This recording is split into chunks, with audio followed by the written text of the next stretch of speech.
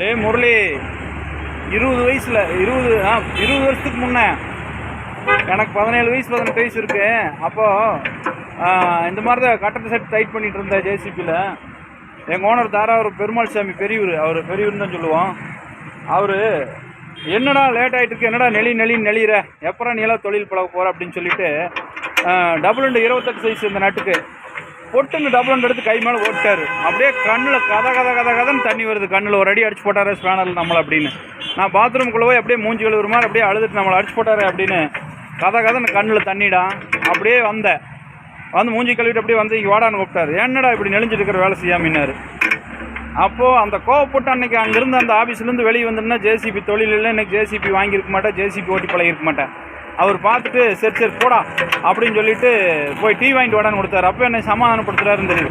அன்றைக்கி அந்த பெரியவர்கிட்ட ஒரு அடி ஸ்பேனரில் வாங்கிட்டு அன்றைக்கி தொழில் போயா அப்படின்ட்டு வந்திருந்தா தொழில் இன்னைக்கு நம்ம வாத்தியார் படிக்கலின்னு ஒரு அடி அடிப்பார்ல, அந்த மாதிரி ஒரு மணி நேரம் கழிச்சு அப்படியே அமைதியாகிட்டு யோசித்தேன். அந்த மாதிரி நீ போய் திருப்பூரில் ஸ்பேனரில் 2 வீலர் ஒர்க் ஷாப் போய் ஸ்பேனரில் அடி வாங்கிட்டு வந்தேன். ஏடா மண்டையா உன்னைத்த அடி வாங்கிட்டு வந்து ஓட்டு அன்றைக்கி சொன்னேன். என்னென்னு சொன்னேன், மாமா இந்த மாதிரி கொடுமை பண்ணுறான் 2 வீலர் ஒர்க் ஷாப்பில் அப்படின்னு.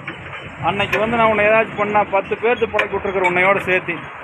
இன்றைக்கி ஜம்முன்னு உடுமலைப்பேட்டைக்குள்ளே 35,000 சம்பளம் வாங்கிட்டு சேட்டை பண்ணிகிட்ருக்கிறேன். ஒரு 10 பேர்த்துக்கு பழக்கி விடு சரியா.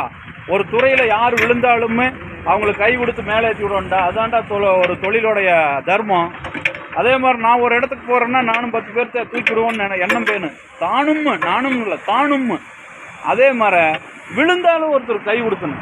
அதான் தொழில் தர்மம். குருநாதன் சிஷியன் அப்படிங்கிற நிறைய இருக்குது. நம்மளுக்கு மேலே அண்ணன் தம்பி பாசத்தை விட ஒரு தொழிலில் டிரைவராக இருந்து ஒருத்தர் பழக்கிவிட்டு இன்றைக்கி கிளீனர் வர்றதில்ல வண்டிகளுக்கு.